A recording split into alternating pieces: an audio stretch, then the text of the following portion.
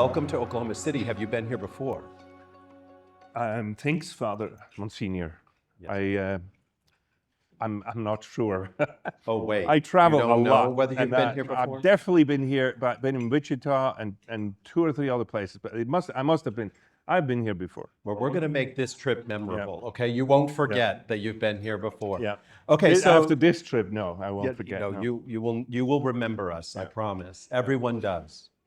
All right. Can you begin by telling us how you ended up in the Swiss Guard? I still can't get over what the meat is. Pardon me? Sorry. I still can't get over the joke you made about the meat. Okay. That's where my mind is stuck. Well, how do you get into the Swiss Guards? Well, you have to be super charming and very manly, right? Okay, there you go. Well, and so I have. So how did you get into it? This is going to be good. We're here all evening. Yep. Well, the way I got in is very unlikely. So you have to be Swiss. The Swiss Guard is a foreign legion. Can you believe it? It serves a foreign head of state. It goes back to the times when the Pope had a state around, in the center of Italy there. And the Swiss were mercenaries that you could hire them and they would go beat up your enemies. And it's a long story of why they did that, but they were these farmers and they were very strong, and they would. And Pope Julius II in 1506 hired like 400 or 500 of these guys to help him and take in Venice, and then he wanted them as his bodyguards, his personal guards. And ever since then this is before the Reformation, ever since then the Swiss Guards have protected the Pope. Of course, later in the 1500s, the Reformation happens, and then Switzerland became a Reformed country rather than a Catholic one. I'm in the minority. I grew up in central Switzerland. Lucerne is a Catholic state. We even had a war about a religious war in Switzerland. We lost. So we're the absolute minority and we have nothing to say. And so the only concession they made, the Protestant government made to the Catholics, is that you can still go into the Swiss Guards. You just cannot be a Swiss when you're there. So you give up the Swiss passport, and we won't prosecute you when you come back. But you still have to pay the Swiss government like $2,000 for not being in the Swiss military during those years. Anyway, so I saw, I grew up in Switzerland. I'm from a very small country. The reason I do relate here, there's a lot of agriculture around here. I come from, people think of Switzerland, they think of Geneva, Zurich, or something like that. Well, that's not where I come from.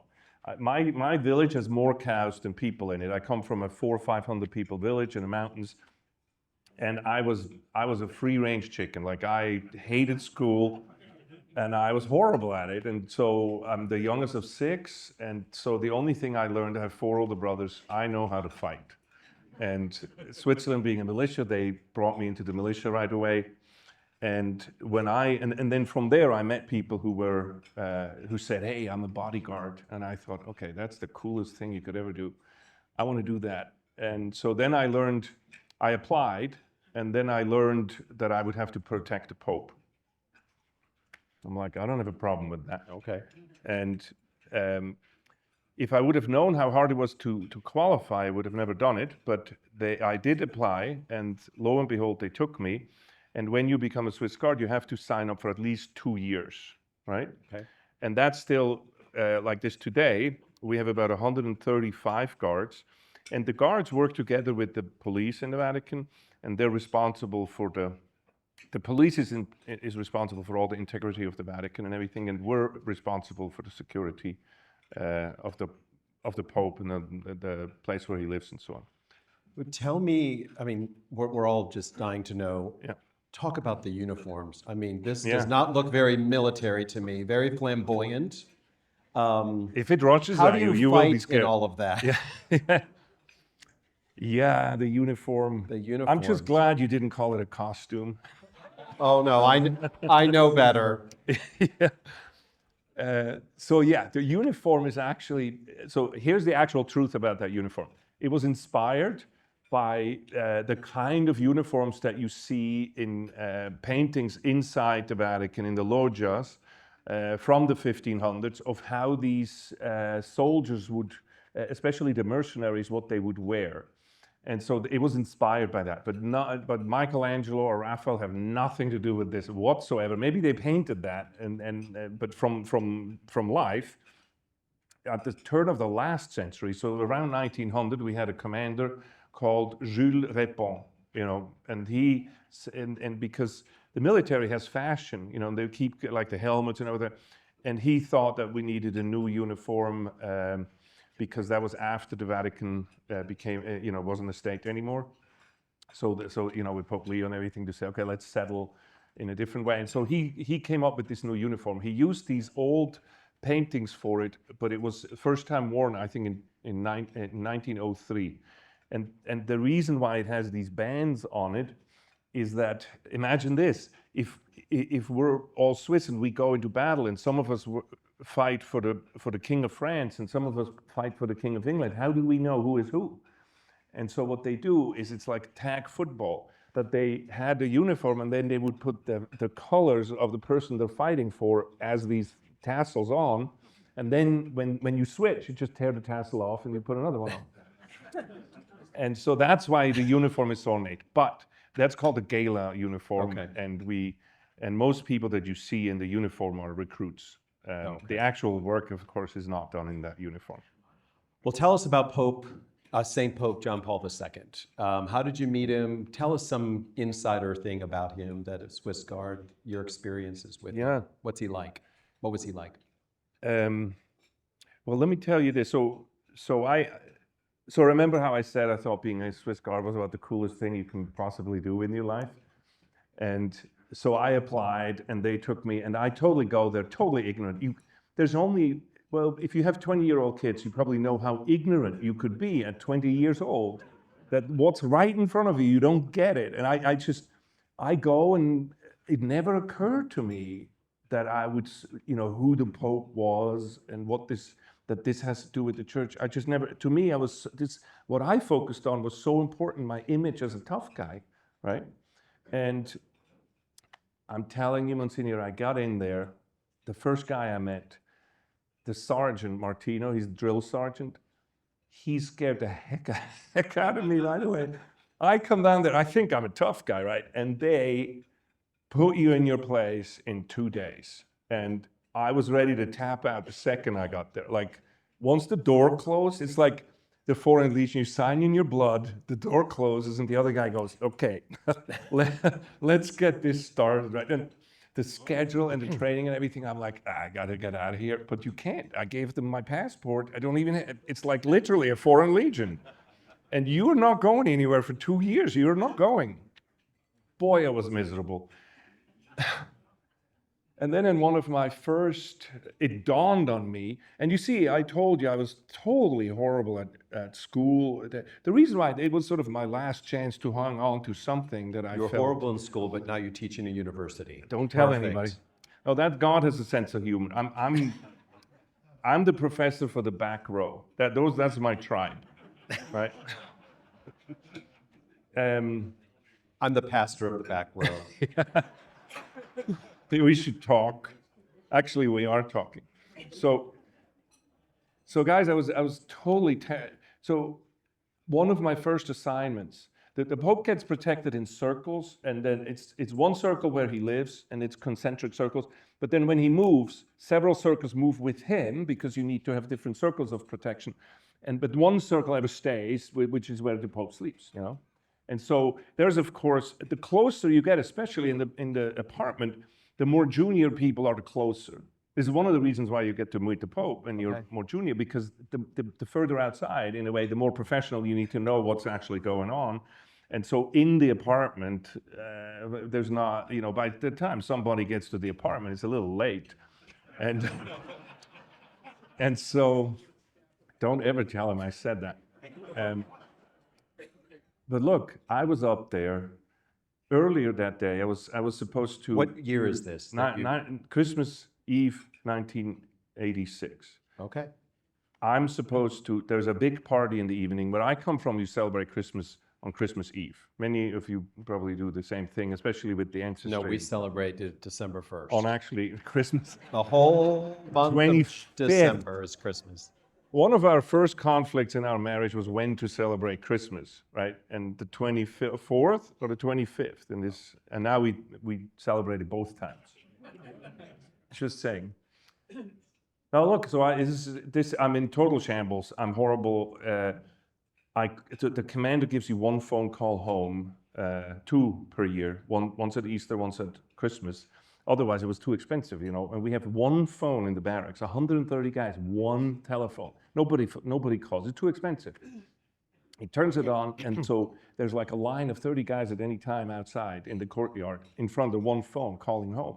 I'm standing there knowing that I have to go to work I was supposed to go to the party, like we have a big Christmas party.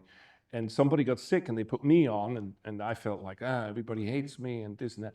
And finally I get to the phone, and I hear my dad pick up the phone, and he's like, "Hey, Andreas," and I hear all my siblings in the background. I'm the youngest, so I hear them how they're already drinking and having a good time and everything, and I'm like, shoot. And just like my dad, "Hey, so are they going to keep you?" And I'm like, "Yes, they're going to keep me."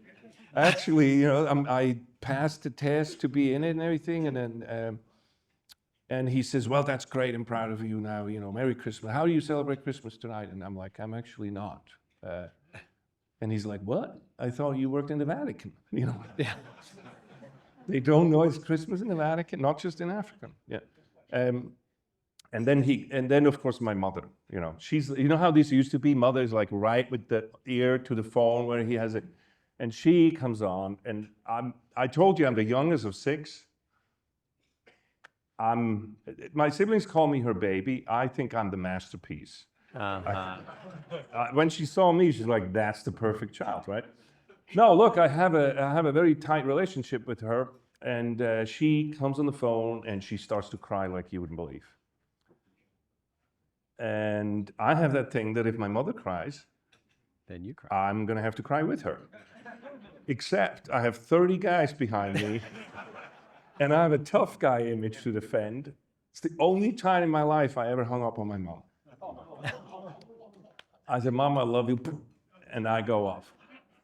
In that state, I went upstairs and I sat or stood both in front of John Paul's door for that night. It was 8 o'clock. This is at the papal apartments. The apartment upstairs. Yeah.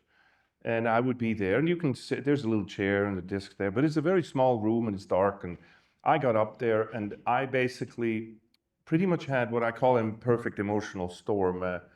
It's when otherwise you can call it when your life falls apart, when you realize that you're a total failure. Like not your worst enemy could accuse you as well as I did myself that night, because I know that everything I tried, and the tough guy image, that's only outside. Like inside, I want my mom. And I want to get home, and I want this just to be over with. I cried my eyes out up there. And then at about 11, the radio goes off. And it's the commander. And he's like, "Hey, Widmer." He's the commander's the only lay person who's a member of the pontifical household. There's only 7 people in there. And the commander has 100% access, always knows where he is. And says, "Hey, Widmer, the Pope is going to leave the apartment using your door. Let him out." And I'm like, "Hello?" Like I was not. No, but look, I'm trained for that, okay? So what happens with the Pope, never tell him if you ever meet him, so that goes for you too. That we always know where he is, and he thinks every door is open, but it's not. So he's always locked in, but we know where he goes, and as he approaches, we open the door, and then when he comes, he thinks it's open. So I'm the guy who turns the key and steps back, but doesn't open the door. And then the door opened. And I just remember in this beautiful, warm yellow light, John Paul II stood in front of me with the light coming from behind him with this white, he was a stocky guy, into my dark little room. I never had met the man before. And he had this habit of like tilting his head when he was interested in something. And he would point at me and says, "Hey, you're new. I've never met you before. What's your name?" I'm standing in attention like this. I think I gave him my social security number or something. Or something. I'm just like, and then he comes. The rule is if he talks to you, then you talk to him. But and if he gives you the hand, then you just reflect him, right? So he comes over, he stretches out his hand, and I reach his hand, and then he looks up, and he sees me. He sees my eyes. I've just been bawling my eyes out for 3 hours.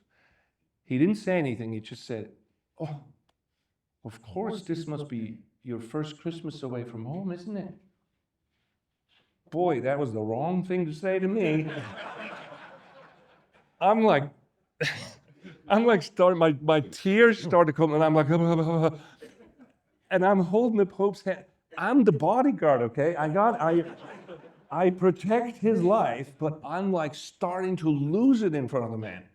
And he comes in and he hugs me, and he says, "Andreas, I'm so happy you're here, and you and I, we're going to work together, and you will see everything will be great, and we'll have a good time." And then he went back and he looked at me and he says, "You know what? I'm going to go pray. I'm going to say Mass right now, and I'm going to say it for you." Wow. And then he turned around and walked. This is my first, I know this takes longer than what you planned, but this is my first No, this is good. Keep going. experience of John. This good. is John Paul II. He was the most human person I've ever met in my life. It's a long story, and I write about it somewhat in the book, that for a much part of my life, I didn't speak and I didn't witness to what I saw. And it wasn't until he died that I, again, was suddenly there with him and was able to visit him, that I committed to speak of this. I'm frustrated when people say, you know, this is a holy man, and now we're making him out of reach holy. He wasn't out of reach holy. What he taught me is that holiness is what I'm made for. He did not levitate when he prayed, and I didn't see him do grand miracles that I couldn't explain in front of me. Well, maybe my conversion, maybe that. Tell us about that. But he didn't do that. What he did is he lived life authentically in front of me, that at that point, his model of conversion, he lived it in front of me. When he met me, anybody else, especially us guys, what we would do to each other when I'm all down is to say, "Here's what you need to do," right? And right away say, "Okay, look, do this, do this." He didn't do that. He says, "I will now bring you to the Lord." And then he never once told me what to do. His favorite thing to say is, "You get to decide, and I cannot want for you." But you know what he made me want? He made me want to be like him, because he was so centered. And in a sense, that peace that I was looking for, that I was struggling for, I put my armor on, both figuratively and metaphorically, because I was so insecure inside. That's by the way, the back row. Mm-hmm. That's my people. Mine too. When I saw him, I said, I basically said, "I want to be like you." And when he recognized that, at that point, he turned to me and said, "Andreas, what you want is not be like me. You want who I have. And who you want is Jesus Christ." He immediately he was like a mirror. He took my real admiration. He was my hero. And he reflected it to the cross, to Christ. And he did this very visibly and very intentionally. He gave me the rosary, and he said, "This is my favorite prayer. And you can have what I have, because you're made for this. You're made to be a saint." And there were some people around him who encouraged that. And I have to say that this ministry that he did, he lived in front of us how to convert and how to bring other people to Christ, that I had a profound experience through my prayer, I think not least because of his intercession and his prayer for me. And so here's another cool thing. So I'm like, okay, I now know that God exists. I had an experience of God that I could not deny. I couldn't be, the easy thing is to be agnostic. It's easy. Maybe it is, maybe it is. Whatever. Right? Yeah. Now I couldn't be on the fence anymore, because now God touched me. Like, I felt God's presence clearly. I of course tell him this and say, that because of that, I'm going to become a priest. And he says, "Oh, that's funny." No, he didn't mean it that way. He says, so you meet God, and the first thing you do is you tell him what to do. Uh-huh. It's like, I've been waiting to meet you. Here's a couple of things I need you to do. He says, now you found God, just sit with God a bit. Like, can't you just sit with God and sit at his feet and sort of bask in the sunlight? Like, don't just tell God what to do right away. And then that's what I tried to do, and I became. It was the most spiritual time in my life that I've ever had, and it was at that moment that I met Michelle. That if you really open yourself up to God's plan, to God's help, it's not God doesn't plan for you in a way of saying, well, I want you to guess what you need to do, and then he goes, no, that's not it, and you keep guessing. No, God wants to co-create with me and say, how do you live out your potential and your and then I want to work with you, you know. And so that's how John Paul always explained it. And so we met, and Michelle did meet John Paul, and when he said that that's a nice girl, I thought, like, why don't I marry her? We had a little problem. We didn't speak the same language. Like, we didn't. It's useful when you're married not to be able to communicate with each other. No. No, we've been married for 35 years, and he is a kind of patron saint for our marriage, because he was there at the genesis of that. And he inspired you in your conversion, you were saying. He was the domino of my conversion. I think what we do and what he did there, I see conversion as like, look at yourself this way, that we all push over the first domino. We're not going to be in charge of somebody's conversion. The Holy Spirit is. But we are the little finger that can push over the first domino. That's all you need to do. The first domino, which may be a question, or it may be this kind of love of, God. One of my favorite parts in the Bible is when it says, but God loved you first. Go ahead and love people first. John Paul loved me first. When I didn't even love myself, this guy comes out and he loves me. I think that's the genesis of conversion. Yeah. And so we need to go around and be the finger of God, and go push over the first domino. That had an effect on my life that continues to go today. And yeah, we can talk more. It's of course, then I left the Vatican, and I went to him and I said, listen, Holy Father, I need to leave. And he's like, you just started, you didn't like it when you started, then you said you liked it, and now you're leaving? What am I doing? And I said, oh, don't worry, I'm getting older, I gotta go. How long were you in service there? I was 22, 23. So that was like 2 years later. 2 years, okay. And he thought that was funny that I'm getting old, I'm 22. Oh, yeah. But no, then he said, and that's sort of the thing. So then he said, look, I know you met Jesus here, and I want you to go. My second he said, my second commission of his to me, the first was to protect him with my life, right? That's what we do with our oath of the Swiss Guards. And he asked me to turn now and to go and bring that Christ who I met into the environments that I could go, but he couldn't. And so bring Christ there. And I'm afraid I failed for that in the first 10 or 15 or maybe 20 years until, conversion, you have to be patient with yourself as well as a process. And so for a long time, I kept my private life and my business life very different in terms of faith. Let's talk about that.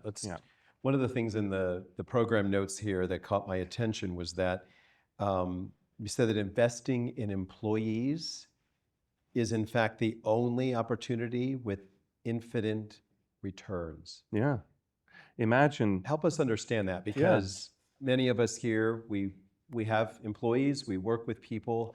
How does this, and maybe it's John Paul's, gospel of life and all of that. How does this translate into our culture the gets business this so wrong?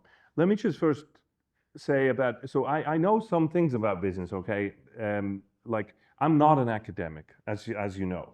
The reason why I teach is because I'm a clinical professor. When Shelley and I came to America, I was very blessed. I was part of I come to America and I'm in school, but I was invited to help start or grow this company that brought the internet to the PC in Boston, Massachusetts, called FTP Software. It was the company who brought the internet to the PC. You cannot imagine how everything shakes when you're on a rocket ship like this. And I was responsible for anything outside the United States. I was 24 years old. We go public in 93. That was 2 years later. Then I got introduced to a couple from MIT who invented speech recognition. And they're like, hey, can you help me do that?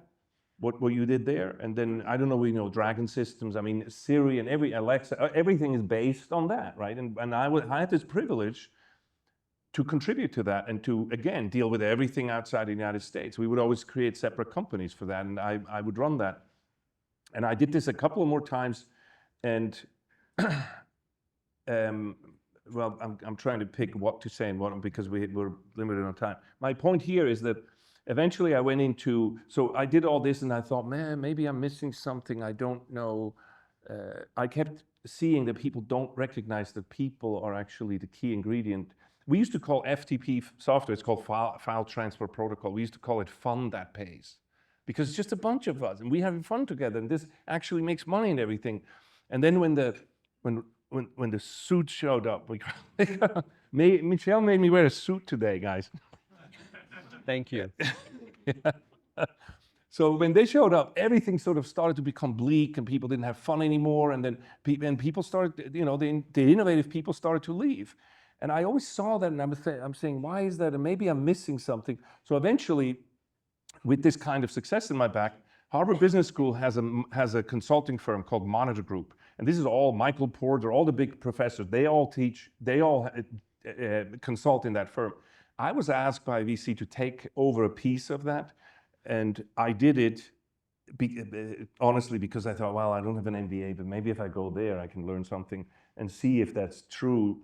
Maybe I didn't miss something, but I did not miss something. They valued human life even less than the people before. And it's right around that time that I started to have my business conversion, let's say. And I started to get more engaged with John Paul's writing. Well, it won't make a point if it won't make sense if I don't tell you the story quickly. How are we doing with time? We're fine. You've yeah, about 5 more minutes or so. Yeah. Since I teach, my shortest thoughts are 70 minutes long. Okay, well, thank you for coming. Yeah. You know what happened? We sold Dragon Systems for $600 million. And 3 months later, it turned out that the people we sold it to were fraudulent. And everything went to zero. And people say, what do you do when you lose that much money? I mean, I didn't lose that much money, but I lost a lot of money. I was one of the people. Well, you go into this shape under your desk. No, you go in the embryo position under your desk is what you do. No, you go, and that's where grace helps. First of all, if you have some people who haven't done don't live a fully integrated life, which was the church is asking for, and they do go to mass on Sundays or so, that's a good start. The grace, God will work with what you give him, and he worked with what we gave him. The grace that we had from being Sunday Catholics actually was God worked with that. And instead of becoming self-destructive, and I can't tell you, and it's funny, even when we made a lot of money or when we lost a lot of money, people died. Like, people did stupid stuff, both intentionally and non-intentionally, and lives are ruined, yeah? And then as well, but with us, with this grace, we actually resolved to find out, well, I mean, we're still here, and so, and my question became, is this true that this is an evil system? Can I be a Catholic capitalist? That's what I asked myself. And that's why I wanted to go to Monitor and find out, maybe I'm missing something. But then also, I had the spiritual director where I said, and besides, I want to do this with Monitor to learn from Harvard, but then I also want to get a degree in theology. And he says, no, you don't. And I say, why not? Father Johnson, he's insane. He died. God rest his soul. He's a great guy. He says, look, we have enough lay theologians running around trying to tell everybody what to do. But what we don't have enough, and see, this goes back to John Paul, what we don't have enough is you to study ministry evangelization. Put your coat back on and go back in the boardroom. That's what God is calling you to do as a layman. My guy, I have no argument on that. And so my master's degree is in ministry from St. John's Seminary in Boston, Massachusetts, along with working at Monitor, like with Harvard, with Porter and all these people, and doing my master's in ministry. The result of that was the Pope and the CEO. It's basically the lessons. Is my answer. Can you be a Catholic capitalist? And the answer is, well, John Paul's answer is, it depends. I'm saying yes, but, right? And that brought about my more intentional business conversion. And today I teach, and I do want to recommend my other book, The Art of Principled Entrepreneurship, because, you know, folks, what this is all about is John Paul, and maybe we can talk at some of maybe tonight more about this. My whole shtick that I'm trying to do, where we go wrong as a society, as a culture, is the proper understanding of what John Paul would say, our anthropology. Who are we? What are we doing here? And where are we going? Why are we here? I mean, most people in business never really ask the question, why? Do you know why did people committed suicide and died afterwards? I had friends who died of drug overdoses because they chased the dream. And once you make the millions of dollars, you still feel as crappy as the day before it, because it makes absolutely no difference. Be careful. When the goal isn't there anymore and your why turns into, you lose it, right? And that's our problem. John Paul wrote this beautiful work, which is difficult to understand, but it's beautiful, and it's one of the greatest answers to our time. It's called The Theology of the Body. My shtick is to translate the theology of the body and apply it to business. That's what I do. Now, I happen to, I wasn't like the Pope's best friend, okay? I was his bodyguard, which means we weren't like sitting down and having coffee. I didn't have an ad limina visit like you did. Like, I just was always there, and when he spoke, I was there, and I heard what he said. So I became very well versed. I know what he's saying, and then I do the studying and then the experience with it. And so I feel that what I am today is not an academic, but I'm a translator. It's like one language to another, and I can translate the church's teaching into how to run a business, how to treat employees, and how to pursue happiness, proper happiness, through your work. And that's what the second book is all about, because I see that I wrote that after 10 years of teaching, and I see what ails our society and in our workforce. Folks, if you look at the Gallup polls, 70% of our workforce is disengaged. Means they can't wait to get home in the evening. Now, you know how it is to walk around Home Depot. You have to go like ambush somebody to find somebody to answer your question, right? That's not their fault. We CEOs, we're doing something wrong. We as a society do something wrong. And I don't give like specific answers in there, but I give you a framework to think in your business of what to do. And last but not least, but I'm not a smart man, but I'm a very practical guy. And so when you read my books, and when you, I hope that's the same with the videos. Some of you guys have seen The Gospel of Work, right? Yeah. I try to to do something that I do, like for me, to say, okay, what does this mean this afternoon? Like the fact, okay, we were all on here now, so now I go back to my desk, now what, right? I want to have an answer to that. And I'm confident that in what I'm writing, that's my goal. You're my audience.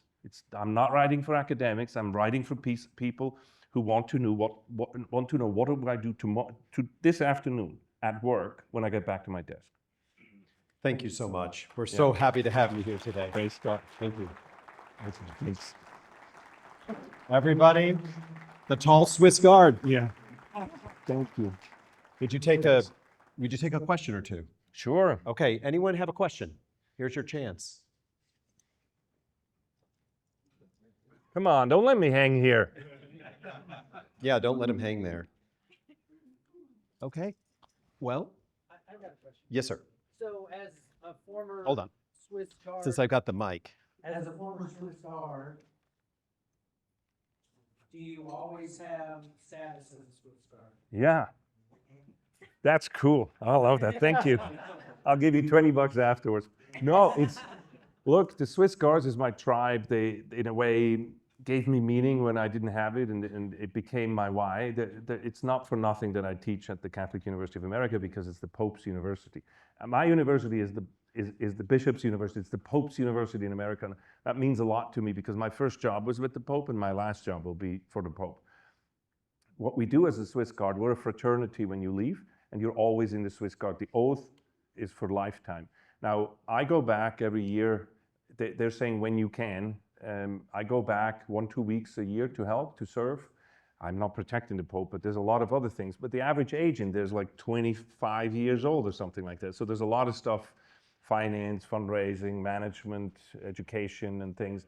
Shelley and I would host them to come to America to learn English, because the Secret Service, when they travel, need to know English. So we created a program for them. And one of my proudest moments is, when your tribe recognizes you, it's really nice. And so I've been a Swiss Guard for 36 years right now. And then last January, a year ago, Pope Francis, you see this thing here? Pope Francis knighted me in one of the Vatican knighthoods I'm as a knight of Saint Sylvester, Pope and Martyr. Cool. But which, of course, doesn't mean anything to but to me, it's like when your tribe recognizes you, and this is my avocation. Working with the Swiss Guards still today, we have them. I'm in a lot of touch with them, and they mean a lot to me. And just one last thing on that. Once I have a microphone, but let me tell you one thing. You know how there's all these tensions in the church of saying, well, Pope Francis and now Pope Leo versus Pope Benedict and this and that. Here's my litmus test. The charism and the office of the Holy Father is like dad. And when you're the dad, okay? And the dad has a charism that comes with you. You have a power because you're the dad, you're a grandpa even. And as a grandpa, you have a power now that you didn't have before you became a grandpa. That's the same with father. And that father is Peter. And when you have that office of Peter, something comes with it that is greater than you. The presence of the Pope in front of you is something that isn't a matter of, do I like this guy or do I agree with this guy? It has to do with the charism that this person, the grace that person receives. Out of the 10 guards in my school, in my recruit school, there were 10 of us. 9 of us had a radical conversion to Christ. I had 2 nephews who went into the guards, and one of them went into the guards with Benedict. They were 8. 6 of them, a radical conversion to Christ. Because you can always take the Swiss, they're all irreligious. So they all come like me, right? 6 of them, radical conversion. Now with Francis, I know all the kids, I call them kids, all these young guys, radical conversions to Christ. Leo, radical conversions to Christ. We need to let go of this partisanship inside of the church, because that is our dad. And so, yeah, dad, how about your dad? You know what I mean? Like that's not the question, whether everything dad says is exactly precise or so. But the honor and the reverence we have for that office is something that is beyond an opinion. This is a part of our faith, and it's something that Jesus left us, somebody that Jesus left us, that we would not be alone. Thank you for that. Yeah. Thank you so much. Thank you.